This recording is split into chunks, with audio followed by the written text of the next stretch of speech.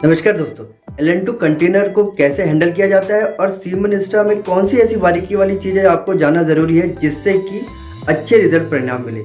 8 sex cell semen हम लोगों ने अपने घर में अपने फार्म पे अपनी गायों को लगाए थे, जिससे सिर्फ और सिर्फ एक गाय प्रेग्नेंट हो पाई, जिससे एक बच्चा मिली थी। वहीं जब हम लोगों को ये जानकारी मिली जो मैं आज आपके साथ में शेयर करने वाला हूँ, उसके बाद में रिजल्ट रहा 8 सेक्स सेल सीमन लगाने के बाद में 6 गाय प्रेग्नेंट हुई और उनसे 6 की 6 हमको बच्चियाँ प्राप्त हुई। तो चलिए वीडियो शुरू करते हैं। एक सीमन स्ट्रॉ LN2 कंटेनर के बाहर अगर सिर्फ 15 सेकंड के लिए रहती है तो उसकी मोटिलिटी बहुत ज़्यादा डाउन हो जाती है, मतलब उसकी गुणवत्ता बहुत ज़्यादा कम हो जाती है। अब LN2 गैस जो है वो -200 डिग्री सेल्सियस की होती है, जो कि विशेष टाइप के कंटेनर में रखा जा सकता है। और ये जो विशेष टाइप के कंटेनर होते हैं इन्हें ही हम लोग LN2 कंटेनर कहते हैं। क्यों? क्योंकि LN2 गैस जो है वो बहुत रिस्की होती है, तो हमको उस कंटेनर में ही इसको रखना पड़ेगा। तो स्वागत है आपका आपके अपने चैनल MP डेयरी वाला में। जानकारी शुरू करते हैं। एक LN2 कंटेनर चाहे वो किसी भी साइज का हो, उसमें 2 पार्ट होते हैं। पहला आउटर पार्ट जो एल्यूमिनियम का होता है, उसके बाद उसके अंदर होता है इंसुलेशन, जैसा कि आपको दिख रहा है। उसके अंदर आता है मेन टैंक, जिसको हम लोग LN2 कंटेनर बोलते हैं, या एक्चुअल टैंक यही होता है। साधारणतः एक कंटेनर के अंदर 4 से 6 कनिस्टर आप रख सकते हैं। कनिस्टर मतलब ये जो आप देख रहे हैं इनको कहते हैं। इसके अंदर एक नीचे तरफ एक छोटा सा छेद होता है, जिससे कि गैस जो है LN2 लिक्विड फॉर्म में एक अपना लेवल मेंटेन करती है। जो भी लेवल होता है टैंक का, उसी लेवल पे वहाँ पर कनिस्टर के अंदर भी गैस भरा जाती है।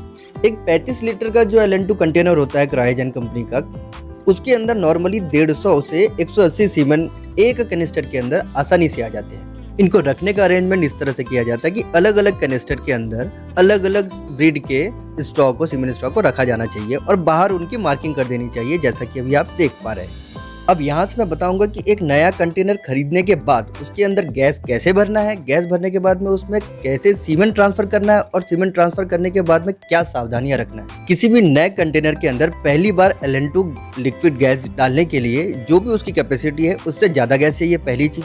दूसरी बात, कंटेनर को पहली बार गैस से भरने के लिए आपको उसको 4 से 5 बार धीरे धीरे करते हुए गैस को पूरी भरना है। अगर आप ऐसा नहीं करेंगे तो आपका कंटेनर क्रैक हो जाएगा।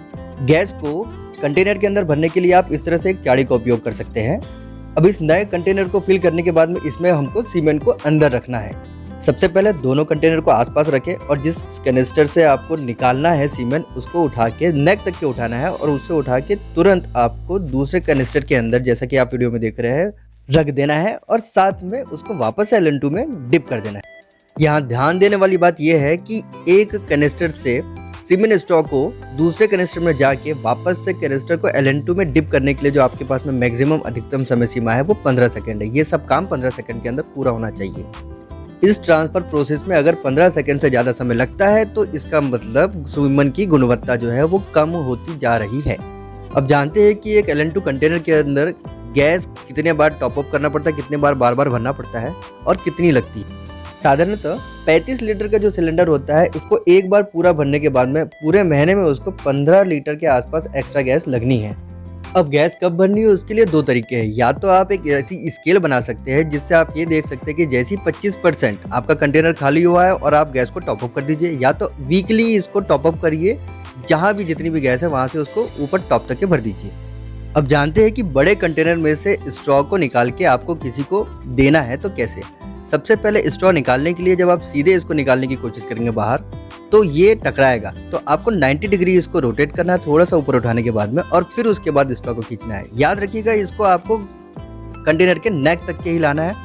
ऐसा क्यों? क्योंकि नेक तक के क्यों लाना है, इसका कारण है कि जो नीचे जो बॉटम में आपके पास में LN2 लिक्विड फॉर्म में होती है वो -200 डिग्री सेल्सियस पे होती है। बॉटम के जस्ट ऊपर जो वो वेपराइज होती है वो -196 डिग्री सेल्सियस पे होती है।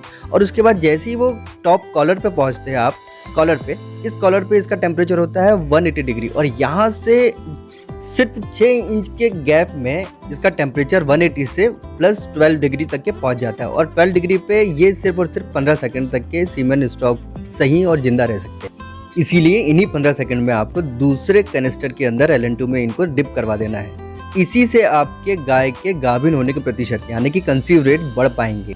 आपका थोड़ा सा और समय लेते हुए सावधानियां क्या क्या रखना मैं आपको ज़रूर बता दूं। सबसे पहली चीज़ कि इसको कभी भी थर्मल शॉक, मतलब इसको पटकना नहीं है कंटेनर को और इसको बहुत इजीली हैंडल करना है। दूसरी चीज़, कभी भी जो आपका कंटेनर है उसको सीधे डायरेक्ट फर्श या ज़मीन पर ना रखें। इसके बीच में मैट या कुछ ऐसी चीज़ रखें, लकड़ी के ऊपर रखें, ताकि ये डायरेक्ट सरफेस के कॉन्टेक्ट में ना आए, अदरवाइज़ ये क्रैक हो जाएगा।